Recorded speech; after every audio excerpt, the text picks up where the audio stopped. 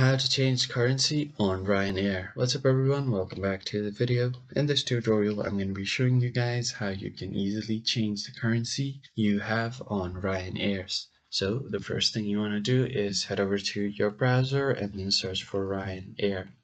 And then you can click on the first link. This is the official website of the company. Now, once you open your website, make sure to log into your account. So as you can see, I've already logged into my account.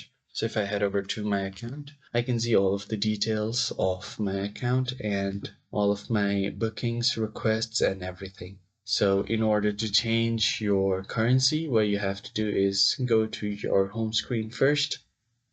And on your home page, on the top of your screen, you can see different sections like flights, car hire, hotels, and on the top right, you can see different plans, FAQs, and disability button, and then your bookings. And right besides there, you can see your country that you've selected. So just click on the drop down, and your currency, you have to know that your currency is based on the country that you've chosen. So if I have chosen the UK, then the currency is going to be on pound sterling. So let's say if I just choose the US, the currency will now be changed to dollars. And that's how you can easily change currency depending on your location on Ryanair.